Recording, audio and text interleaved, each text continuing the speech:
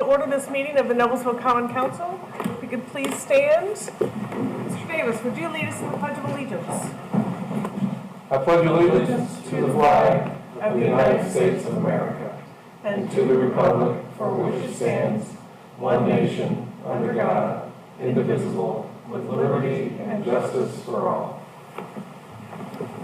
Thank you very much. Ms. Lees, will you call the roll? Mr. Ayer. Present. Mr. Boyce. Mr. Davis. Present. Mr. O'Connor. Present. Mr. Peterson. Here. Mr. Schwartz. Present. Mr. Smith. Present. Mr. Sparks. Present. Ms. Wiles. Present. Madam President, you have a quorum. Thank you very much. Need to move the approval of the minutes from the September 27th council retreat. So moved. Second. It's been moved and seconded to approve the minutes from September 27th council retreat. All those in favor, raise your right hand. 8-0. Okay, thank you. Approval of the minutes from the September 27th council meeting. So moved. Second. It's been moved and seconded to approve the minutes from the September 27th council meeting. All those in favor, raise your right hand. 8-0. Approval of the agenda. Madam President, Mr. Smith. I move to amend the agenda to postpone ordinance number 45-07-22 to the November 9th meeting. Second. It has been moved and seconded to amend the agenda to postpone ordinance 4507-22 to the November 9th meeting. All those in favor, raise your right hand. 8-0. Madam President, Mr. Smith. I move to approve the agenda as amended. Second. It has been moved and seconded to approve the agenda as amended. All those in favor, raise your right hand. 8-0. Thank you very much. Comments or petitions by citizens who are present. I do not have any slips of paper, but if anyone would like to make a comment, please fill one out and hand it to the clerk, and we will be happy to hear from you later on.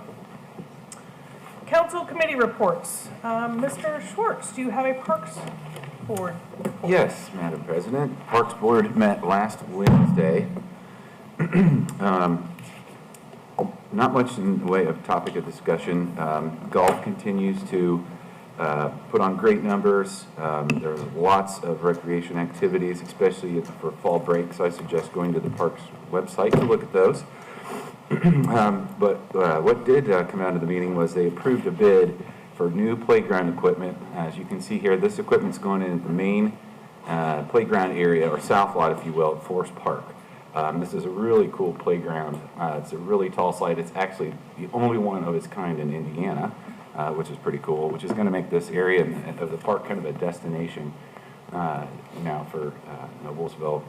It's got a lot of stuff on the equipment, very interactive. There's actually on the inside is a climbing wall with a bunch of course, all the safety stuff. But what is trending now with parks is there's actually an adult workout area. So if you look at that bottom foot in the bottom left-hand corner, of course, this is just a preliminary rendering, but there is adult workout equipment, so parents can watch their kids and work out all at the same time. And we're at the park. So I thought that was pretty exciting. It is. Great. Any questions of Mr. Schwartz? Okay. We'll move on to the Roads Committee. Mr. Ayer. Yes, Mr. Boyce, Mr. O'Connor, and myself, along with Ms. Lees, Ms. Johnson, and half the engineering department met on October 7th. Quick update, 146th Street intersection lighting. It's being installed. There's still some final restoration going on. I think Mr. O'Connor has looked at it and given his voice of approval to it. Street rehab, the majority of the 2021 and 22 contract have been completed. There's a little additional sidewalk work being done in the Sun Prairie or Plum Prairie district and in the southeast of Pleasant and 10th. The 2022 Community Development Block Grant Division. The street from 10th to 14th is having sidewalk replacement done, and that should be done hopefully by the end of the week. Hamilton County projects, 146th and Noblesville interchange. We're all going to be real happy when that starts, I'm sure. They're going to let the bid in 23, and there will be a closure down there for about 3 months. Allisonville Road be closed. They are anticipating put a temporary signal up at Greenfield and Harriman to help alleviate a little bit of that traffic. And they are going to hold off on the Greenfield Avenue Bridge rehabilitation projects until they're anticipating moving them to 2024 and 2025. And those are county projects. In that project, state south, it's pretty well opened all the way down right now. It's it's a lot better than what I thought it would be to be able to drive to till you get to I-69 and get into really heavy congestion. The roundabouts, you can't go anywhere in the city without orange cones right now, so you're just gonna have to tolerate them for probably another year until they're done. State Road 37 and 186th Street reduced conflict intersection. There's no update on when that's gonna happen. They're anticipating to try to let the bid in later in November, and hopefully starting in the spring. South Ellisonville Trail, that has been awarded to Reith Riley Construction. Closure of Allisonville is going on right now, and we're hoping that it's back open within the next 4 or 5 days. Pleasant Street, that's an ongoing project. We've seen some demolition, and there'll be some more demolition upcoming. I've got about 7 pages here, but I'm not going to get them all. Nickel Plate, that project's been awarded. We've been awarded $3 million. The design is ongoing. The bid is supposed to go in 2022 with construction in 23. I believe that's all I have. Okay, thank you very much. Any questions of Mr. Ayer from the Roads Committee? That was a very succinct summation of 8 pages of road activity. I mean, there's a lot of things. You want to add anything? Okay. Hearing nothing else on that, we will move to the Finance Committee report and Mr. Davis. Thank you, Madam President. We met October 6th. Greg O'Connor, Darren Peterson, Aaron Smith, and myself. Andrew Murray discussed with us an economic development agreement amendment to the River West Agreement. Chuck Harriman discussed an economic development agreement with Beer Brewery. Holly Ramone talked about the 2023 salary ordinance. Jeff Spalding discussed the 2023 civil city maximum property tax rate. And he also brought us up to date with the Pleasant Street financing. Ian Zalgowski talked about the routine appropriation of transfers through the third quarter, and Steve Stryker talked about the routine appropriation of grant proceeds for the third quarter. That and the claims come to the council with a favorable recommendation. Okay. Thank you. Any questions of Mr. Davis? Madam President, Mr. O'Connor? I'd move we approve the claims as submitted. Second. It has been moved and seconded to approve the claims as submitted. All those in favor, raise your right hand. 8-0. Thank you very much. Previously discussed ordinances. Council to consider ordinance number 57-09-22, an ordinance establishing the 2023 budget. Mr. Zalgowski. Yes, good evening, Madam President, members of the council. Ian Zalgowski, Deputy Financial Officer for the City of Noblesville. What you have in front of you is the second appearance of this year's ordinance for the 2023 budget. Nothing has changed from the first appearance, but I do want to highlight a couple of facts off of this page. First thing, you'll notice that the totals, the 112.5 plus the 3.8, equal more than the 105.1 million that was presented to you guys. And the reason for that is it's just some quirky things that happens with our reporting to the state. So some things that are technically financially neutral get reported as expenses when we're doing the state reporting on their website. So for instance, you'll see the rainy day fund is showing an expense total of 9.5 million. That's including a $9.1 million transfer out of the rainy day fund into the general fund, which isn't an expense by our standards, but is reported to the state as an expense. So there are some of those neutral items that are considered expenses in this, and that's why you're seeing that inflated number. The other inflated number you're seeing is the 1.22 tax rate, the $1.22 tax rate, which is higher than our $1.10 tax rate that we've traditionally adopted. Again, this is a legal reporting compliance quirk with the state. Later on this evening, Mr. Spalding will present the resolution that sets us at that $1.10 tax rate, but truly what you're seeing here, this $1.22 tax rate, is going to give us some added flexibility throughout the year. If we needed to transfer monies between funds, if this reported that $1.10 tax rate, that restricts us quite a bit on our ability to do that. But the way that we operate, both with the budget and with the tax rate, is based on the presentation that we gave you guys at the last meeting. And with that, I'll answer any questions. Any questions, Mr. Zogowski? Madam President, Mr. O'Connor? I would move that we approve ordinance 57-09-22 as presented. Second. It has been moved and seconded to approve ordinance 57-09-22 as presented. This is a roll call vote. Please. Mr. Ayers, Aye. Mr. Davis, Aye. Mr. O'Connor, Aye. Mr. Peterson, Aye. Mr. Schwartz, Aye.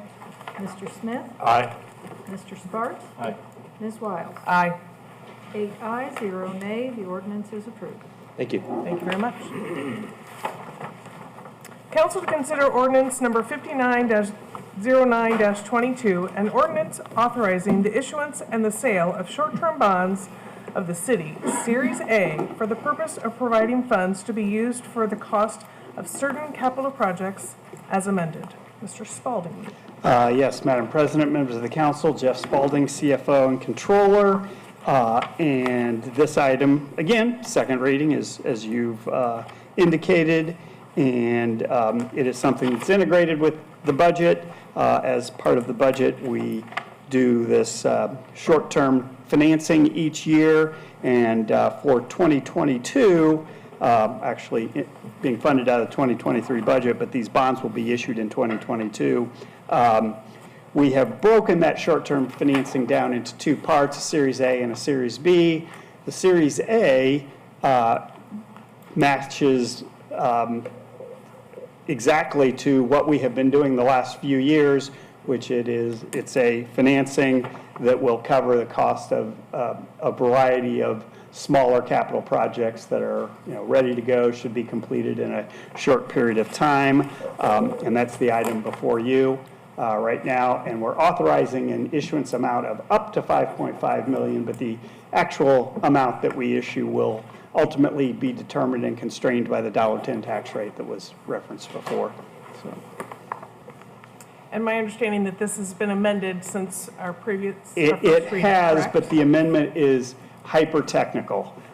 It was just making the wording that describes the maximum interest rate on the bond match the numerical reference to the maximum interest rate on the bond. So just a typo from somewhere. Yes. Okay. Madam President, Mr. O'Connor, I would move that we approve ordinance. You have to You need to amend it? we need to amend first. I will move that we amend ordinance 59-09-22 to incorporate the Scrivener's error in said ordinance. Second. It has been moved and seconded to amend ordinance number 59-09-22 as presented. All those in favor, raise your right hand. 8-0. Now, Mr. O'Connor. Madam President, I move we approve ordinance 59-09-22 as amended. Second. It's been moved and seconded to approve ordinance 59-09-22 as amended. This is a roll call vote. Ms. Lees. Mr. Davis, Aye. Mr. O'Connor, Aye. Mr. Peterson, Aye. Mr. Schwartz, Aye. Mr. Smith, Aye. Mr. Sparks, Aye. Mr. Ayers, Aye. Ms. Wiles. Aye. 8 ayes, 0 nay, the ordinance is approved. Council to consider ordinance number 60-09-22, an ordinance appropriating the proceeds of the capital project short-term general obligation bonds of 2022 Series A. Mr. Spalding. Again, similar to the last ordinance, this is on second reading, and it's a companion ordinance to the previous one, and I guess the only description is, the only reason that it happens separately is, you know, there's a pretty complex array of municipal finance laws in Indiana about how you go about issuing debt and spending the funds. And so the previous ordinance you just adopted authorized the issuance of the debt, and this ordinance will authorize the spending of the money raised from issuing the debt. So, thank you. Any questions of Mr. Spalding? If not, then I will go ahead and open the public hearing for ordinance number 60-09-22. Madam President, Mr. Smith, seeing no one from the public come forward, I move to close the public hearing for ordinance number 60-09-22. Second. it's been moved and seconded to close the public hearing for ordinance 60-09-22. All those in favor, raise your right hand. 8-0. Madam President, Mr. Smith, I move to approve ordinance number 60-09-22. Second. it's been moved and seconded to approve ordinance number 60-09-22. This is a roll call vote. Ms. Lees. Mr. O'Connor? Aye. Mr. Peterson? Aye. Mr. Schwartz? Aye. Mr. Smith? Aye. Mr. Sparks? Aye. Mr. Air? Aye. Mr. Davis? Aye. Ms. Wiles? Aye. 8 ayes, 0 nay, the ordinance is approved. Council to consider ordinance number 61-09-22, an ordinance authorizing the issuance and the sale of short-term bonds of the city, Series B, for the purpose of providing funds to be used for the cost of the Pleasant Street project, phases 2 and 3. Mr. Spalding. Yes, again, as I alluded to earlier, this is a separate item that is unique this year, but very, very similar to the ordinance previously adopted on issuing the Series A short-term financing. The difference here is because of another major capital project that the city is pursuing, the Pleasant Street Corridor project. Part of the structure of that financing will use this same tool that we typically have used for these other short-term projects, and so we've broken that amount out into a separate bond issue, Series B. So the amount in this series that is being authorized is available only for funding the Pleasant Street project, as opposed to an array of projects. Any questions for Mr. Spalding? Madam President, Mr. Smith. I move to approve ordinance number 61-09-22. Second. It has been moved and seconded to approve ordinance 61-09-22 as presented. This is a roll call vote. Ms. Lees. Mr. Peterson? Aye. Mr. Schwartz? Aye. Mr. Smith? Aye. Mr. Sparks? Aye. Mr. Air? Aye. Mr. Davis? Aye. Mr. O'Connor? Aye. Ms. Wiles? Aye. 8 ayes, 0 nay, the ordinance is approved. Council to consider ordinance number 62-09-22, an ordinance appropriating the proceeds of the capital project short-term general obligation bonds of 2022 Series B. Mr. Spalding. Yes, again, as was the case with Series A, this is the companion ordinance that is authorizing the spending of the money raised from the Series B bond. Any questions of Mr. Spalding? Seeing none, I will open the public hearing for ordinance number 62-09-22. Madam President, Mr. O'Connor. seeing no one from the public come forward, I move to close the public hearing for ordinance 62-09-22. Second. It's been moved and seconded to close the public hearing for ordinance number 62-09-22. This is a hand vote. Raise your right hand. 8-0. Madam President, Mr. O'Connor. I move we approve ordinance 62-09-22 as presented. Second. It's been moved and seconded to approve ordinance number 62-09-22 as presented. This is a roll call vote. Ms. Lees. Mr. Schwartz? Aye. Mr. Smith? Aye. Mr. Sparks? Aye. Mr. Air? Aye. Mr. Davis? Aye. Mr. O'Connor? Aye. Mr. Peterson? Aye. Ms. Wiles? Aye. 8 ayes, 0 nay, the ordinance is adopted. Thank you very much. New ordinances for discussion. Council to consider ordinance number 21-04-22A, an ordinance amending ordinance number 21-04-22, changes to the civilian employee personnel policy handbook. Move to introduce. Second. Ms. Ramon, good evening. Good evening. Holly Ramon, Human Resources Director. Before you are only two slight changes to the Personnel Policy Civilian Handbook. One is under Section 4.21 for longevity benefits. The longevity pay for civilian years of service was increased by $20 per year and will now match the sworn personnel's longevity pay for year 1 through 19. And then under Section 4.3, floating holidays, the current policy reflects the number of floating holidays civilian employees will receive. And with the approval of our holiday schedule this morning through the Board of Works, we now have 5 floating holidays for next year. So we thought it would be best to change this section to take out the quantity and just have the wording replaced with per the approval of the Board of Works on a per annual basis. And I'm happy to answer any questions that you may have. What's the 5th? Floater? Float, right, in lieu of Juneteenth. Juneteenth, okay.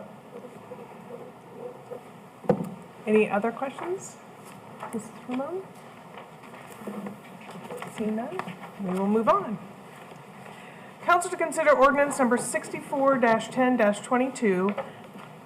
No, 63, sorry, I jumped ahead. 63-10-22, a salary ordinance for appointed officials and employees of the city of Noblesville for 2023. Move to introduce.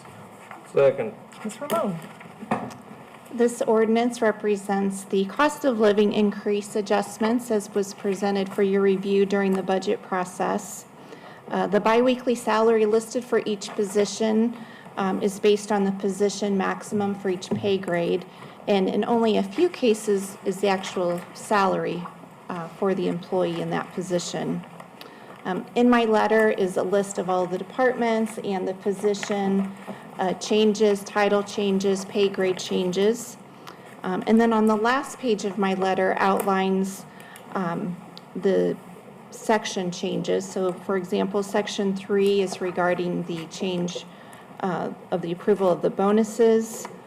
Section 4 indicates the increase of the additional $1,000 for the city match for the deferred compensation plan. Section 8 and Section 9 address how longevity benefits are paid for civilian and for the sworn personnel. And again, that $20 per year increase was added for civilian. And I do have a few follow-up items that I will be addressing with all of you at our next meeting. We talked a little bit about them at the Finance Committee meeting. One is the $100 payment per meeting for the Redevelopment Commission. And we also discussed if those members should be employees. And we'll be also looking at our Plan Commission and our BZA members, along with the help of our Attorney John Hughes will be assisting us with that decision. And then there was a request from our Street Commissioner, Patty Johnson, for a $1 shift differential for employees who are working night shift during snow removal. That was discussed during her budget presentation, but unfortunately didn't make it to the paperwork you have in front of you this evening. So those are just a few things, and there may be a few more. Any questions of Mrs. Ramon at this time? We'll have to amend it when it comes back. We will amend it when it comes back, yes. Okay. Seeing none, we will move on to council to consider ordinance number 64-10-22, a salary ordinance for elected officials for the city of Noblesville for 2023. Move to introduce. Second. Mr. Light, good evening. Thank you, President Wiles, members of the council. Presenting the annual salary ordinance for elected officials, which has to be presented separately and is subject to some different rules and regulations based on state statute. This one is fairly straightforward. For the mayor, the city court judge, and the common council members, the change in salary compared to last year's is the same 3% adjustment that's made for all city employees. And for the city clerk, this is a continuation of the effort that we undertook last year with First Person to conduct a salary study, compare the duties and functions of each position throughout city government to similar positions in other municipalities, if that was the proper comparison. Upon further review, conclusions with respect to the city clerk position is that we need to make an adjustment to that pay that would have went beyond the 3% that's given to all city employees. So that new salary there is based on that analysis in comparison to other clerks in cities of a similar size to Noblesville that have the kind of the duties portfolio that the clerk does here in Noblesville. So those are the adjustments there. There's also, in addition, two-thirds of the way down the page for certifications that are obtained by the clerk, which we think can be a helpful incentive for obtaining those certifications to add to the skill set of the individual that's in that role. There was a provision that's in the ordinance that Holly presented that didn't make its way into this one that I'll be asking for an amendment for the second time around for the inflation relief bonuses that are being added to everyone's pay in January. Any questions of Mr. Light at this time? Seeing none? Thank you very much. Thank you. Okay.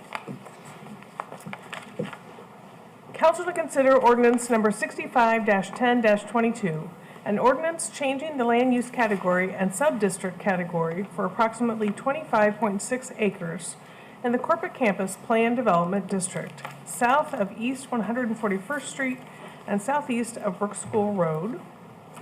Move to introduce. Second. And I will also read along the next one. Council to consider ordinance number 66-10-22, an ordinance adopting a preliminary development plan, an ordinance within the corporate campus plan development district for approximately 25.6 acres, south of East 141st Street and southeast of Brook School Road. Move to introduce. Second. Ms. Shelton, good evening. Good evening. Development Services Manager for the Planning Department. This is the second application that the council will be considering as a part of the Hyde Park development. And as you can see, it is this parcel of property that has been highlighted.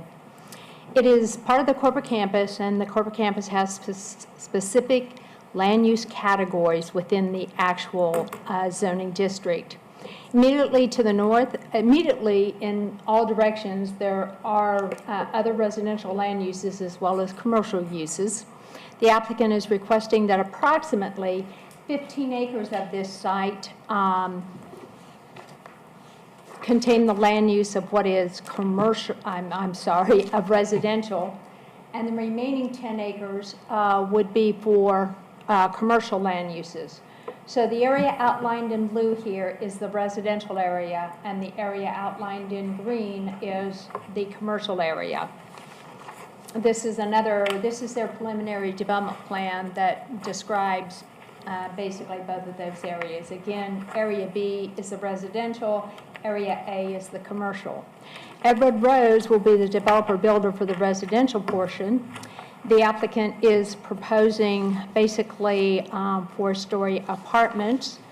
These elevations were reviewed by the Architectural Review Board and sent forward with their support for the overall project. The second ordinance that you are considering is the adoption of the preliminary development plan, their preliminary development ordinance, as well as any waivers that were discussed at the Plan Commission meeting. Again, the Plan Commission sent both of these forward to the council with a favorable recommendation for adoption by a vote of 8 yes and 0 no's. And with that, I will ask if you have any questions of staff. Any questions, Ms. Shelton? Just one. Mr. O'Connor? What's our height restriction out there? I'm just curious. It's 4 stories, so that's... I think 50 feet. Okay. It's a lot taller out in the corporate campus area than it is in our immediate downtown area here. And out in the corporate campus, it depends on that specific use. So we might say that in this same district, you could have a hotel that might be 120 feet tall. 120 stories too, I want those really large buildings. 120 feet tall, where if it's a residential use, the maximum height would be 50 feet. Okay, thanks. Okay. Any additional questions of staff? I do see that the presenter, Mr. Harden, is here. Would you like to step forward and share any comments? Since you've come all this way. Good evening, Madam President, members of the City Council. For the record, my name is Steve Harden. I'm a partner in the law firm of Fagery Drinker, and I'm pleased to be here this evening representing MAB Capital. Mr. Steve Ball is here, and also Edward Rose team is here as well, Steve Horman and Mike Diamante are here if you have any questions for them. Just a couple of, I think you guys are probably pretty familiar with this Hyde Park project. The Economic Development Agreement was approved by the Council last summer in June of 2021. As Joyce Ann mentioned, the Architectural Review Board met on July 27th to review the architecture for this project.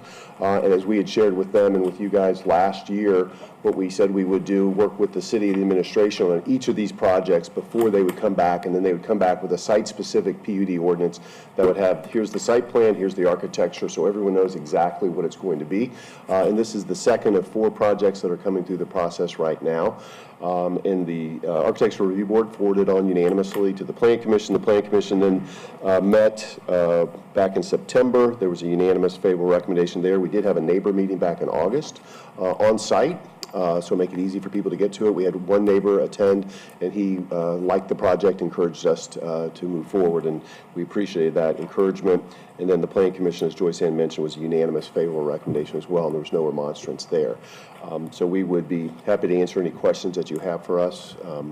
Otherwise, we would respectfully request your approval tonight. We'd be happy to answer any questions. Thank you very much. Any questions of Mr. Harden?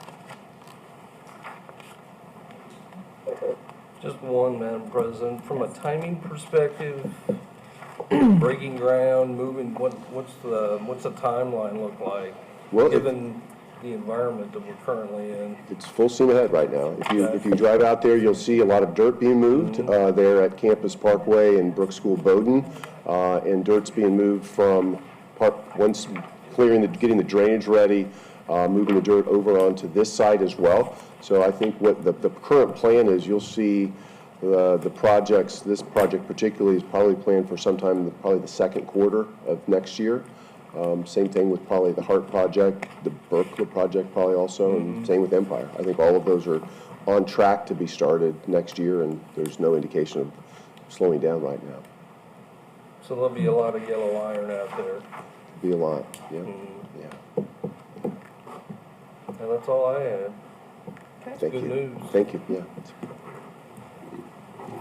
I think I heard you ask for approval this evening. Are you asking that we waive the rules and pass Yeah, them we did. first? You did it with J.C. Hart, so that was the only reason. I mean, we've been through the project a lot. It's come through with flying colors so far. If you wanted us to come back for any particular reason, we can. Otherwise, it was just, I'll come anyway if you'd like me to. But if there's nothing else, you can. You have the ability to approve it tonight. Yeah, thank you. Madam President, Mr. Smith, I move that we suspend the rules and pass ordinances number 65-10-22 and ordinance number 66-10-22 on first reading. Second. it has been moved and seconded to waive the rules and pass ordinance 65-10-22 and 66-10-22 on first reading. This is a hand vote. All those in favor, raise your right hand. 8-0. Thank you very much. Ms. Lee, do I have to do this individually? No. Okay, okay. Madam President, Mr. Smith, I move that we approve ordinances number 65-10-22 and ordinances number 66-10-22 as presented. Second. It has been moved and seconded to approve ordinances number 65-10-22 and 66-10-22 as presented. These are roll call votes. Ms. Lees. Mr. Smith? Aye. Mr. Sparks? Aye. Mr. Ayers? Aye. Mr. Davis? Aye. Mr. O'Connor? Aye. Mr. Peterson? Aye. Mr. Schwartz? Aye. Ms. Lyles? Aye. 8 ayes, 0 nay. The ordinances are approved. Thank you very much. Right. Council to consider Resolution RC-47-22, a resolution amending and restating a previously approved economic development agreement for the River West project. Mr. Murray, Good evening. Andrew Murray, Economic Development Director for the record. This item before you would amend and restate a previously approved economic development agreement that was approved back in Q4 of 2021. This again is for the River West project, which is located at the northwest corner of River Road and 146th Street. This is a 46-acre master plan mixed-use development. I do want to acknowledge our development partners with us tonight from Millhouse, Mr. Brad Vogelsmeyer, Mr. Tom Sardelli. Again, this is a projected $120 million investment that will include multifamily age-restricted units, as well as about 30,000 square feet of commercial retail and for sale townhomes. Specifically looking at the amendment before you, there are numerous updates and revisions to that document, which I'm happy to go into as much detail as you'd like, but ultimately the notable material change before you that's driving this amendment is centered around the incentive. This request, which has the full support of administration, is to increase the amount of bond proceeds made available to the developer for the project. I can tell you after healthy discussion and back and forth with our partner on the levers that impact the amount of bond proceeds that we can bring to the table, we ended up landing on adjusting the term to the financing of the TIF bond. So currently under the original agreement, it was a 20-year financing, and with this amendment, we are proposing a max 25-year financing for that incentive. From a timing perspective, I can tell you, if you've been by the site, they're full steam ahead. They do want to close on bonds for the multifamily and age-restricted component, and then are tracking to close on the third final bonds for the retail component in summer of 2023. We did vet this with Chairman Davis at this council's finance committee, and that this item does come to you with their support. And again, this has the full support of administration. So we're excited about this project and the impact it has on the 146th Street corridor, and we would request this item be approved as presented. Okay. Any questions of Mr. Murray? Madam President, I would move to approve miscellaneous number 1, RC 4722. Second. It has been moved and seconded to approve Resolution RC-47-22 as presented. All those in favor, raise your right hand. 1, 2, 3, 4, 5. 5? Yes? Those opposed? 3 opposed. Thank you. Okay, thank you very much. Council to consider Resolution RC-49-22, a resolution establishing the maximum civil city property tax rate for 2023 and authorizing the controller to request the rate be ratified by the Indiana Department of Local Government Finance. Mr. Spalding. Madam President, members of the council, Jeff Spalding, CFO and Controller, and this is the long-awaited and highly touted $1.10 maximum tax rate resolution. So it is with this action that you officially establish the $1.10 tax rate that we referenced before. And what the actual resolution does is it directs me as the controller at the end of the year when there is an interaction with the Department of Local Government Finance to establish the final budget order for the city that includes the tax rate in it, and it directs me that in doing that process, I can't have a total tax rate across all of the funds of more than $1.10. So that's what the resolution does. Any questions of Mr. Spalding?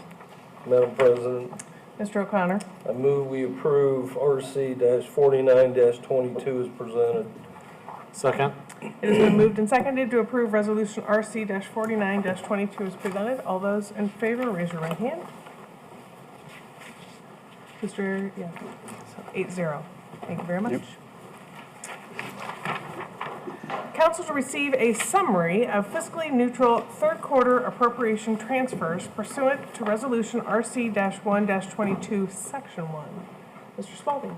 Yeah, again, this is just a transmission to the council based on that resolution that is referenced here, and the resolution is an annual process we have for dealing with both trying to handle these very technical types of budget moves and still meet the requirement that the council is approving them.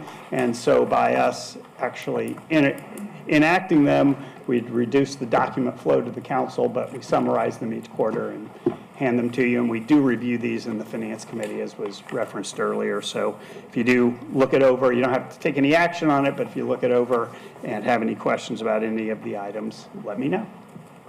Any questions of Mr. Spalding on this? Madam President, no, we have no action. We have no action. Yeah. Yep.